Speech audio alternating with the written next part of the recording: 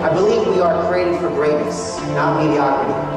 That we are to live our lives accordingly, striving to be agents of change as we attempt to leave this world a better place than we found it.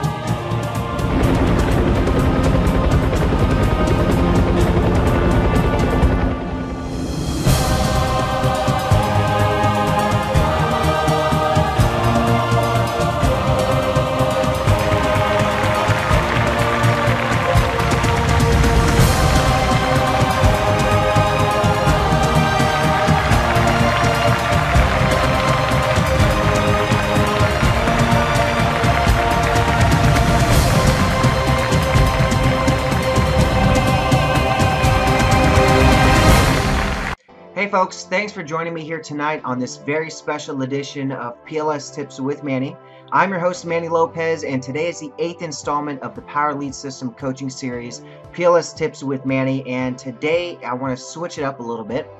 Normally, I teach you guys on different marketing strategies, through email marketing, social media, face-to-face networking, phone sales. I've taught on a lot of different topics, but today I want to give you guys an inside look of how I was able to generate some experience in marketing techniques using these strategies. So what I'm going to do today is really just give you an inside look of my life, what I've done, where I've been, and how I got to this position I'm at right now. So to start off with, let's just start from the beginning. Okay, I was born in Riverside, California, back in 1987. I'm a Pisces, and I guess I don't really care too much about that zodiac stuff, but yeah, last day of Pisces I think is pretty cool. I'm always born on the first day of spring, which is always really nice, March 20th. So yeah, well, I was born in Riverside Hospital, General Hospital, I guess. I don't know too much about my younger life, being that I'm adopted.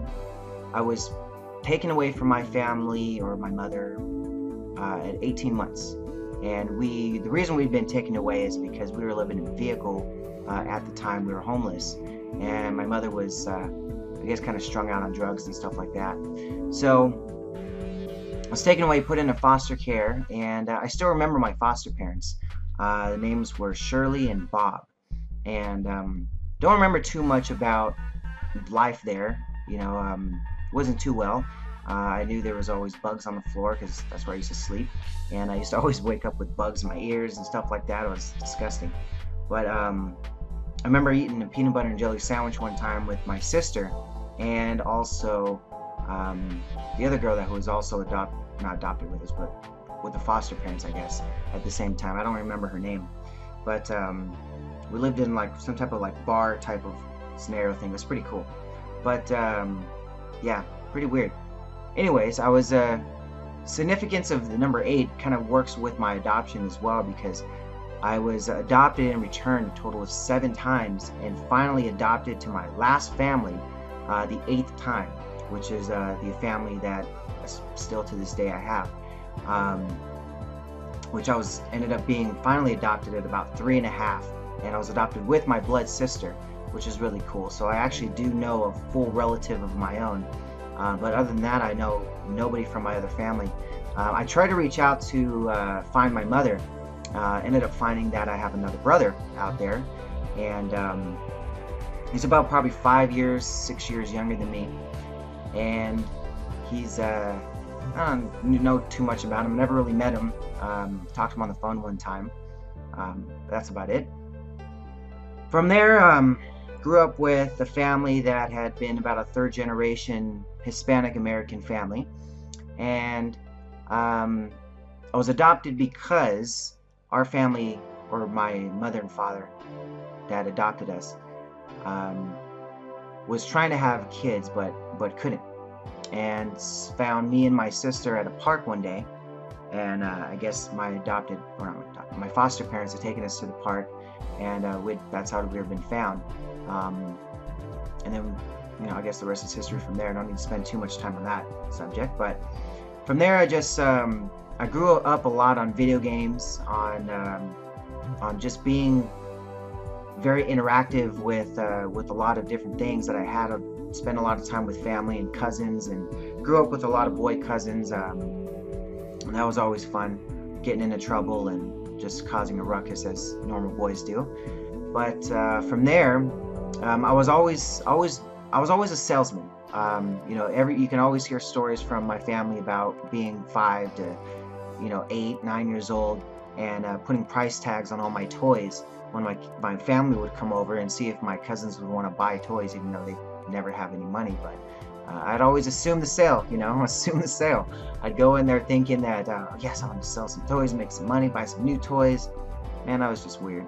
But, I always had that salesman attitude of being, trying to better myself and just get out there and hustle and make it happen. My first sales job was out of high school. After high school, I had gotten a sales job. My first ever sales job was selling medical discount. Actually, no, it wasn't. It was in high school when I used to sell newspapers door to door. This is probably sophomore year, I believe. Sophomore or junior year. I can't remember exactly when. It was like 15, 16 years old. And it was a commission-only job. There was no hourly. And we literally would go door to door. They'd pick us up in this big white van.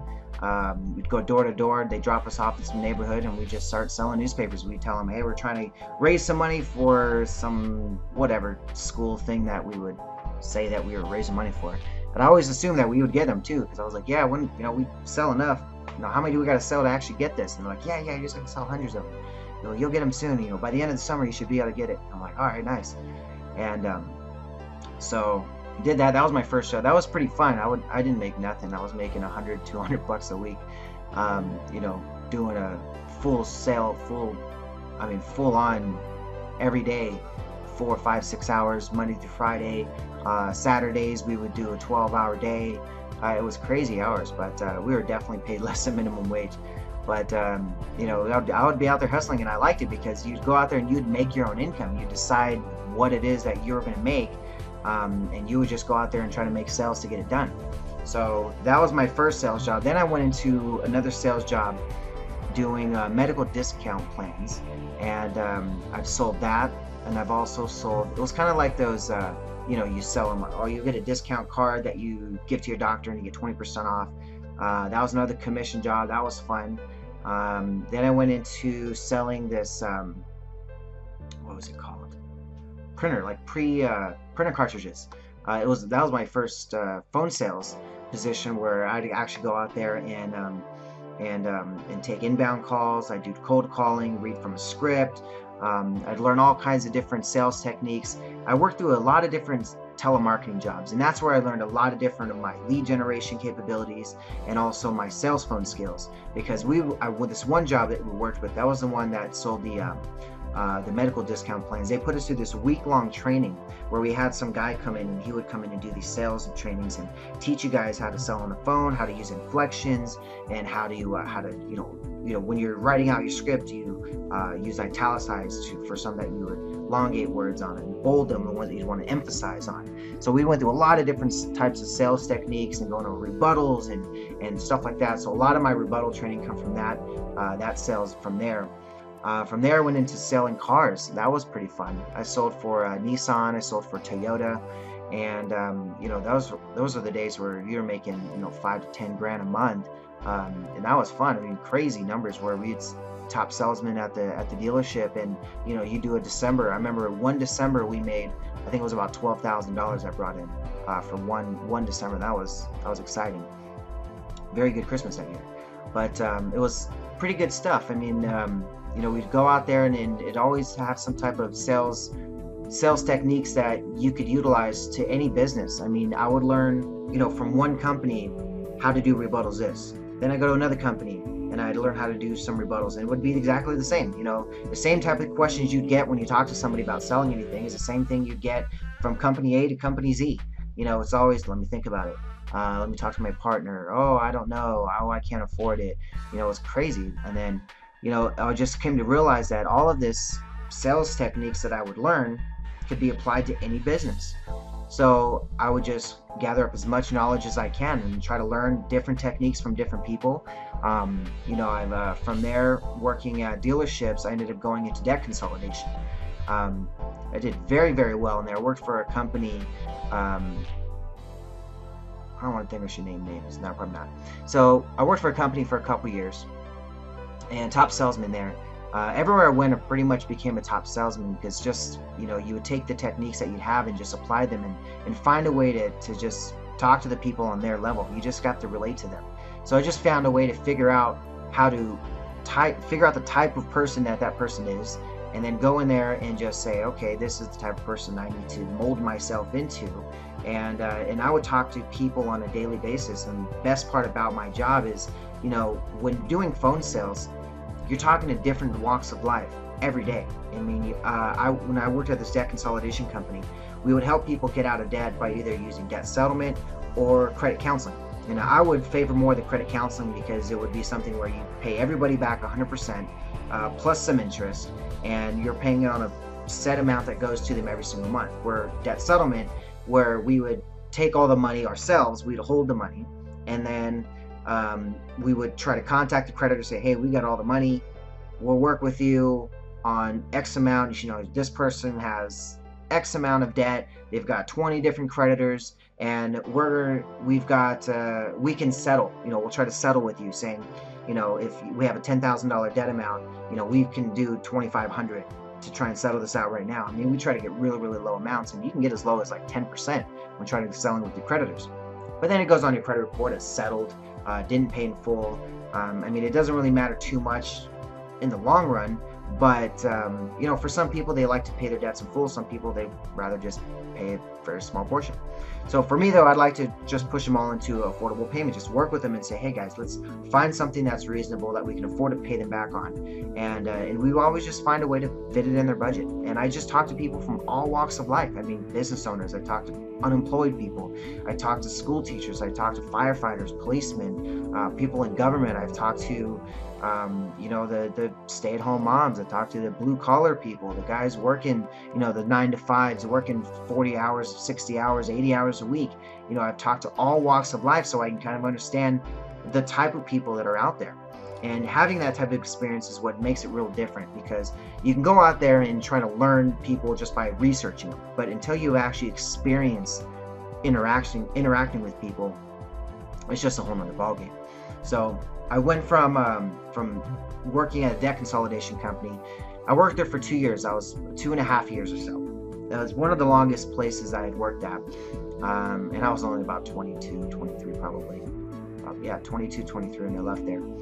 And I left because every day they would come in and they would tell us, they would say, top of the board, these are the types of people that are on our promoted to managers. And I wanted to be a manager. I came in when I started that, came into the company, and I got interviewed. They said, what do you want to do when you get here? And I told them, my position is to be in a position you're at, being able to manage a team, show people how to become a salesman, how to close sales, and I can train people. I've had so much experience in selling, and I was top salesman at all these different places. I worked at all these different types of companies, and I just take that experience, and I wanted to find a place where I could just cement my roots in and just build with that company, because I always get to a point where I'm a salesman, and I want to become a manager. I want to become a team leader, somewhere where I can manage a team of people and train them.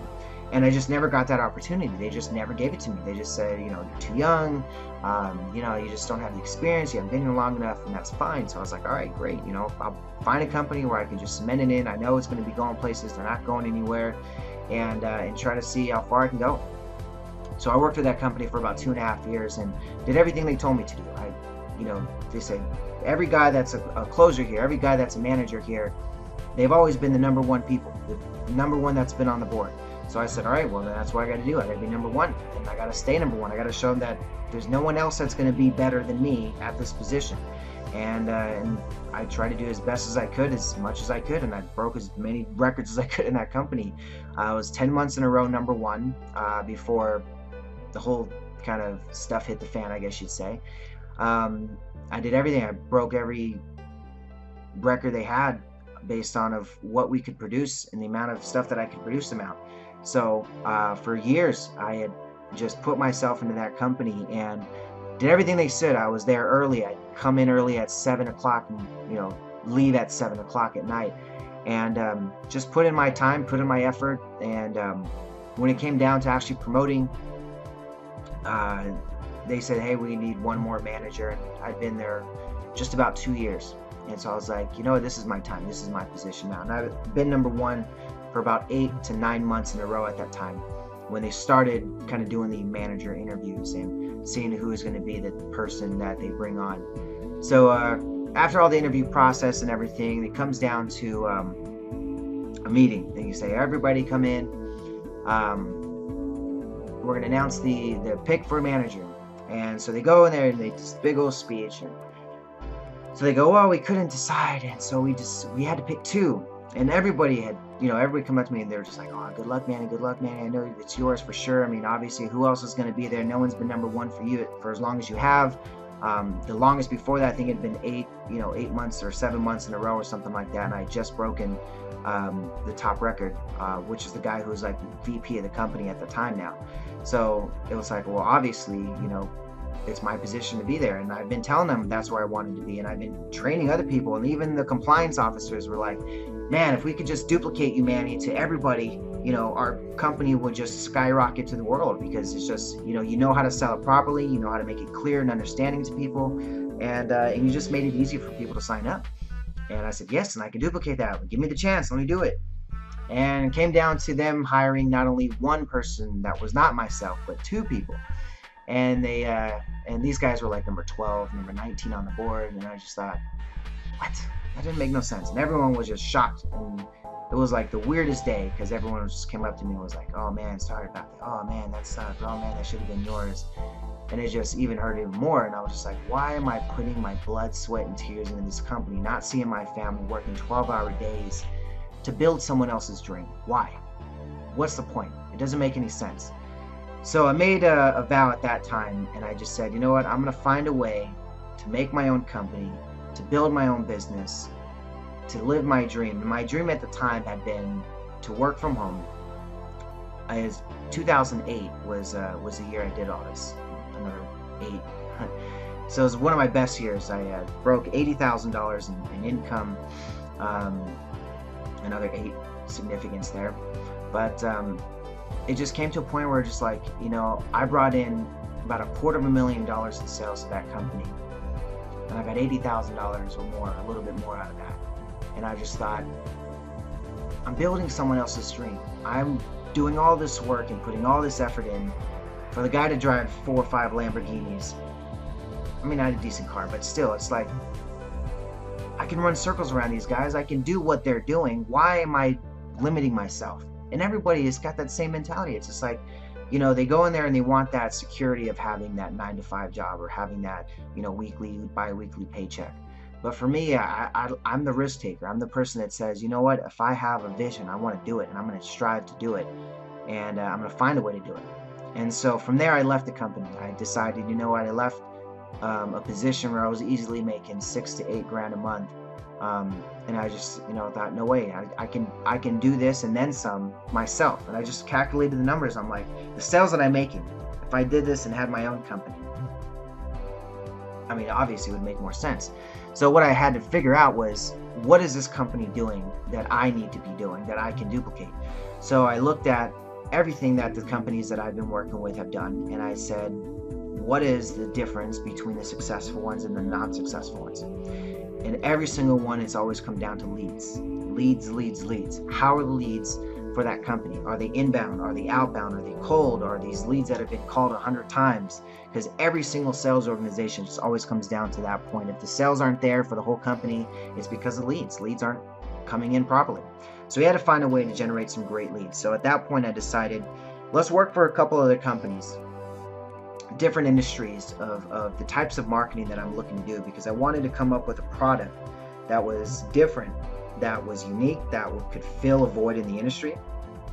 And I ended up coming around to the SEO industry, and I worked with a company. It was an Inc. 500 company, and I kind of built myself into the company and kind of focused on how to market to this type of industry, because I looked at the consumer side and I saw that, finding a business on the consumer side, like a debt consolidation, I didn't want to find a business where I'm competing with the company I just left for a couple of years. So I was like, I got to find a completely new industry. So I thought, let's find out, I'm targeting consumers with my debt consolidation business. So let's say, all right, well, let's find a business that targets business. So when I found SEO, I thought, well, this is a perfect type of industry. It's B2B. It's completely different from what I'm normally doing, and I can do it by sales, and I can find a way to do this. But then looking into going into SEO, I saw, well, dude, there's a dime a dozen of these companies. They're everywhere. SEO companies by the yin yang. And then working with this company that I had found, I realized that only about 50% of the people that we were signing up, we could actually help. So I was like, well, that kind of sucks. I don't want to do a business where only half the people that we can sign up actually can really benefit. So I developed a product that focused on social media, and it was just a cool, different product that was just, it filled a void that was in the industry. And I was able to say, I can find a way to do business this way. And so I started my own lead company, and I started building a network of business leads. And I was just saying, let me just data mine as many business leads as I can. And so I just ended up finding a way to target leads by industry.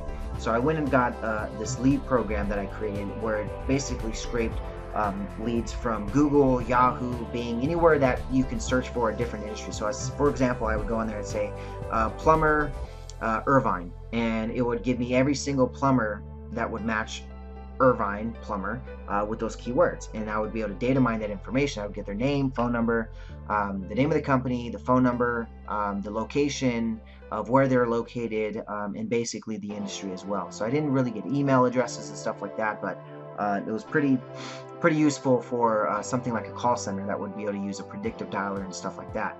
So I ended up starting to sell leads to the company I was working at, and because I was data mining my own leads, I started selling my own leads. And then, or actually I didn't even sell them to them yet. I had first started selling them to my own prospects. I would sell the SEO business to those leads. So I worked out a deal with the company saying, hey, let me be my own opener and my own closer.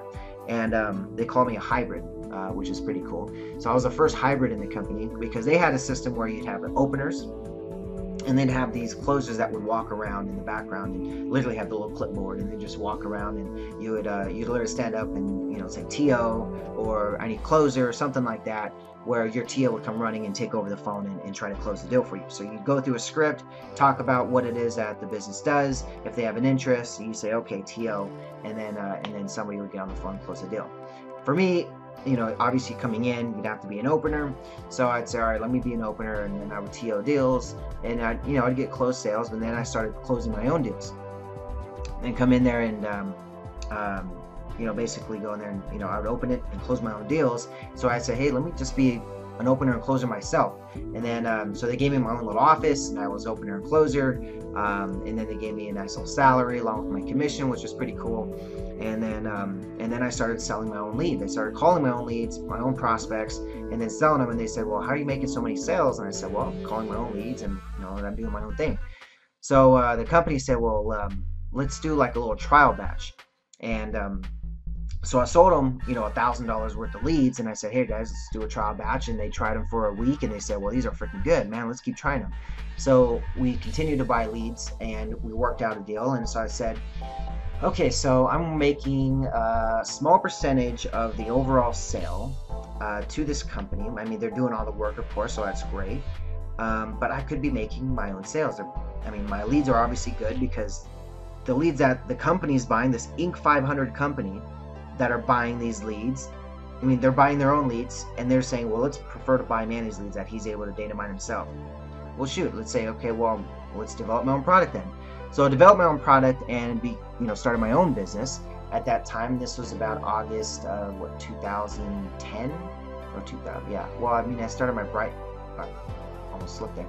Started my my own lead business about a year before that, in 2009. This is about when my second son was born. So So that's when I started the lead business, but then started my own main business where I just went 100% my own. And I did that in 2010, so August of 2010, which again, 8th month of the year. So as you can see, the significance of the 8s in my life has just been very weird. It just randomly, they'll come in there, I'm just like, wow, another 8, which is pretty cool, because if I can find something that matches with that 8, I'm kind of more torn towards that idea, which is pretty weird, because sometimes it works, sometimes it doesn't. But either way, back to what I was saying before I was totally caught off topic there. What else was I saying? So, okay, so I started my own business. It was really cool there because I started with about a 10-man team. We had my own office right next to Disneyland, and we were literally down the street. And our first 6 months, we did about $100,000 in sales. And it was a very, very big learning process. I mean, it's a very, big amount of income that came in. The problem, though, is that owning your own business, literally starting from scratch and going that big that quick. I mean, we made 100 sales, 100 new clients our first month, and it was just, we went too big too fast. And it was just, we developed a product that didn't have a back end to it at that point. So it was more like we're kind of learning as we go. I knew a product would be great, and we just got to teach people how to use that product.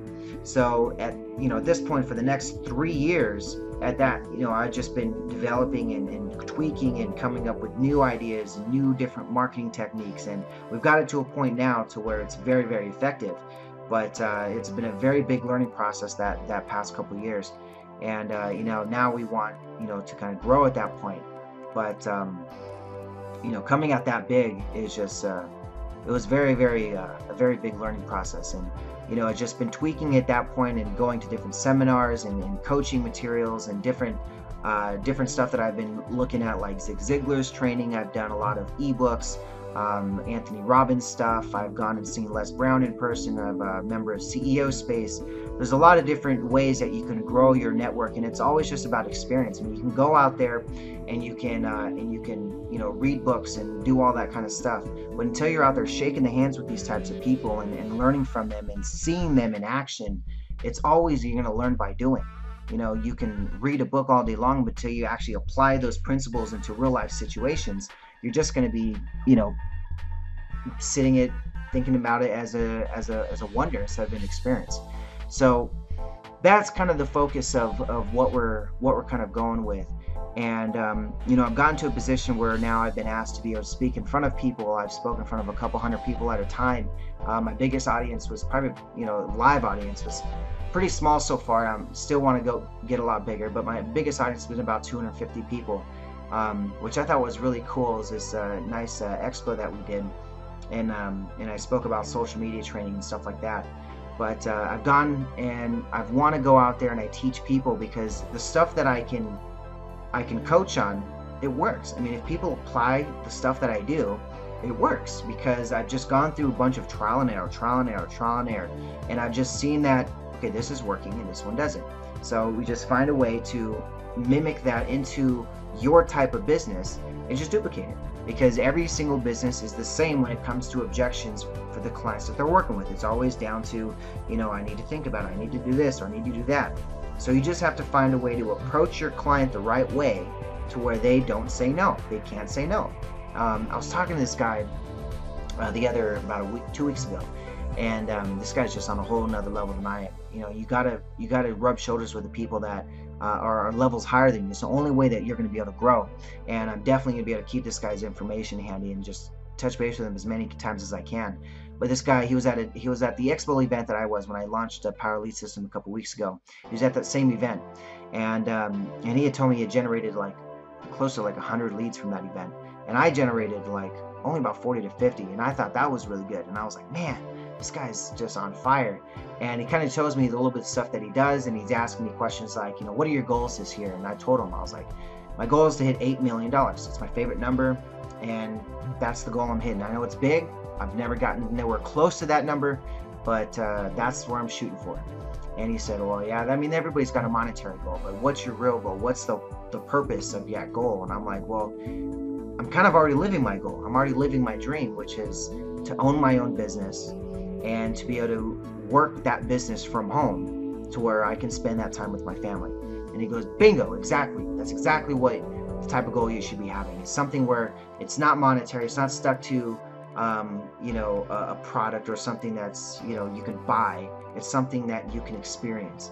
And that's what you kind of should be going for out there, guys, is go for a goal that is going to change your life or to change the life of people around you. Because just having you around in people's life, if you have kids or if you have sisters and brothers, mothers, uncles, family, having yourself around there and being with them is an experience in itself, and you'll be able to make memories. And that's what people remember down the road when you're old and you're gray. It's not going to be, the yachts that you bought or the cars that you drove. It's the life experiences that you had, the places that you were traveled, the people that you were with. That's the things that are making the difference in your life, and what is going to make you want to be who you are or who you're going to be. Those types of goals that you should be looking at, guys, is finding a way where you said, what can I experience? What can I do in my life that makes a difference to not only myself, but the people around me? So that's just a little bit of insight into who I am and a little bit of experience of my life.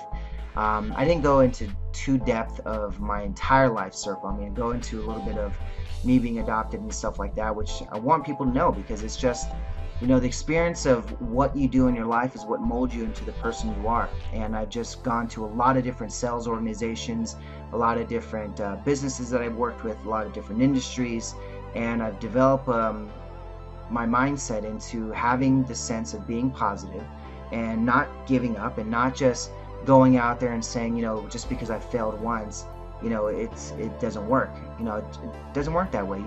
You're gonna fail in life, and if you haven't failed, you haven't lived. So, go out there and fail. Go out there and try things that are risk takers, because you're going to find that one thing that works, that takes you to the next level and that just makes you happy. Don't keep working a job that makes you miserable. Why? Why build someone else's dream and be miserable and take that time away from your family? You're getting paid by the time in your life. You don't get paid with money. You get paid with time. That money is to buy things.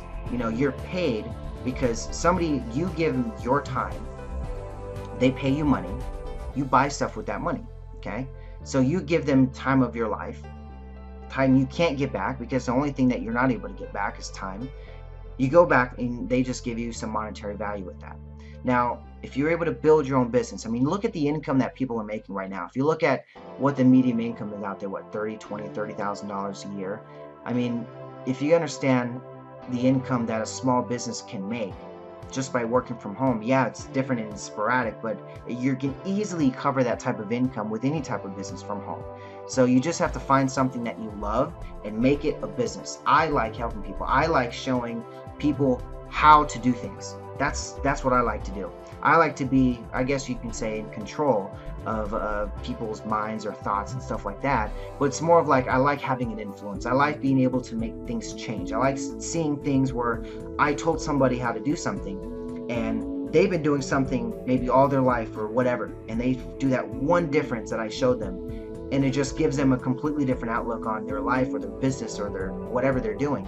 And it's just amazing to see that type of stuff, and people see like, Manny, I did this and it changes. Or, like I made this little graphic a week ago or so, and I know a lot of people that are watching this know what graphic I'm talking about, where it has the free lead system at the top, and then it's got just little check marks of what the free lead system has. And all it was a just simple slap on a logo to a screenshot from a lead capture page that's already in the system.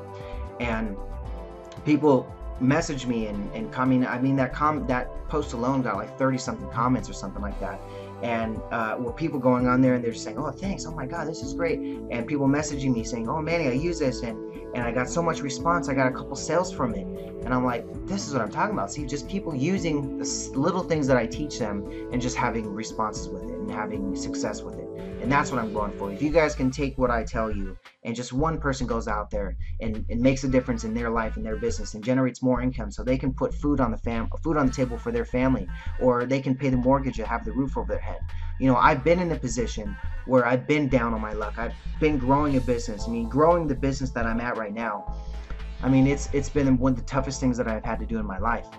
I've taken a family of 4, me, my wife, and my 2 kids, and I've risked it all. I've been on the verge of having my car repossessed. I've had been evicted from my place. Police knocking on doors telling you, hey, you got to get out. you've got an hour to pack up all your stuff. I've been in that position, and I know what it's like. And I've told myself it's not going to happen again. I'm not going to build someone else's dream. I'm going to build my own dream. And I'm not going to be in a position where it's going to be that difficult for me and my family. So every day I have to keep trying harder and harder not to do this, not to be in a position where, I have to give up. You take this leap, and I told myself I'm not going back. My family building this business have told me, you should get a real job, get an hourly job, or at least get a night job, because, the times where, we'd get our car repossessed or something. There's times where we were just evicted and had to go live with family or something. It's been very difficult at times, but you look at those and you say, I don't know, it's like, for me, for other people, they say, I look at that and they go, you know what, that's my sign to quit. That's my sign that I need to give up, that I need to go back.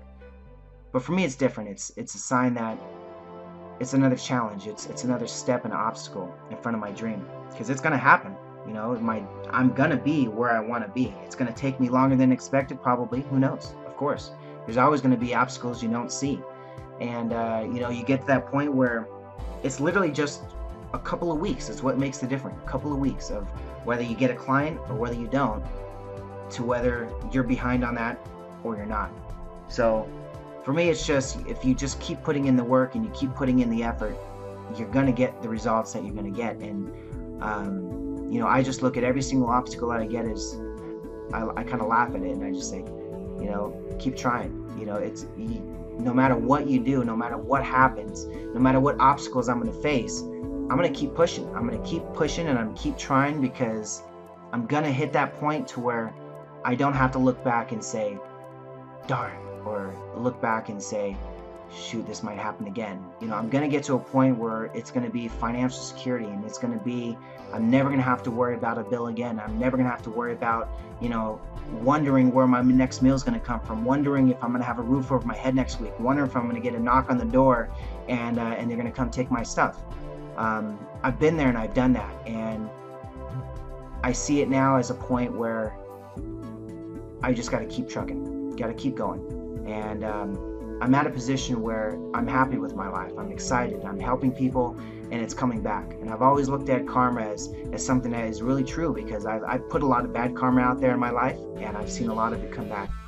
And now I'm starting to put a lot more good karma out there, and I'm seeing a lot of it just start to come back.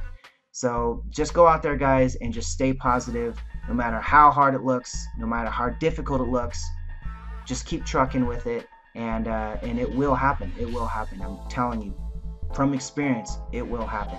So I think I've taken up of time tonight. Thank you for joining me, and I really hope what I've talked about today can really touch some of you guys, really in the mind of what it is that you can do and what is possible. Because even my mindset, even my situation where, I grew up poor and I didn't have a lot of money, and we've dealt with the same situation I've dealt with in growing this business, where we've got that knock on the door and they've come taking our car away, where we've lived around with other different families. I don't know if we've been specifically evicted. They've hid that stuff a lot from me. I was able to kind of block out a lot of the problems that went on in my house, and I didn't know a lot of the things that were going on. And come to find out it later in life, where that house that I grew up in, it wasn't that we sold it because we wanted to move closer to family, like everyone told me. It was because we couldn't afford it. We went through bankruptcy and we're going broke, and that's the type of stuff that was like, wow. This is, it happens to a lot of people, and it's just there's just so many things that go out there, and everyone's got their own story. You've heard a little bit of mine today, and I just hope that you can take what I've talked about and you kind of a little bit more understand where I come from when I talk about the things I do, and where I'm going. And I grew up in a position where I want to better myself, and I want a better self for me and my family. I don't want to have the same life that I grew up on. A lot of the things are turning out close to what it was, and I just see if I keep going at the pace I'm going, I'm going to get past everything that I've ever had to get past. I'm going to get past all the struggles that I've had to go through. I'm going to get past all the struggles I'm going through. I'm going to get past all the problems. And it's just success can take away a lot of stuff. And the people that say it doesn't, money doesn't buy happiness, maybe it doesn't buy happiness, but it can really alleviate a lot of the stress that causes problems, that causes the unhappiness. And it's true. I know there's times when you guys can sit at your house and you're talking with your spouse or your family member, and it's just 10 times more stressful, because not only are you dealing with the situations at home, but you're also looking at the situation in your pocketbook, thinking, how am I going to make rent this month? How am I going to make my car payment? How am I going to pay my insurance? How am I going to put food on the table for my kids? How am I going to afford to keep my lights on? I've sat in the dark, and we've sat in candles and stuff like that all around the house for a couple of days, because we didn't have the money to get the lights back on. I had to wait for some deposits to come in. So it's funny that you look at that kind of stuff and you look back, and at this point you just want to laugh at that kind of stuff and just be like, look at all these struggles that I've had to go through and all these different things to get to the position that I'm at, to get to where I need to be. And then once I'm sitting back and I'm in the position where I don't have to work and I can just enjoy the time with my family, that's the type of stuff that's going to be great stories down the road, because then you can look at it and just tell anybody, look, if I can go through all of this and still be where I'm at today, anything is possible. Anything. Being homeless, being, without a car for months, being without, lights, being without food in your fridge, being without, anything, having your kids ask you, Daddy, why are we so poor? So I've been there and I've done that, and it's going to be a humbling experience when I come back and I look at this and I just say, this is what I had to go through to get to where I'm at today. And that's exciting. So thanks for joining me here, guys. I'm gonna end it with that.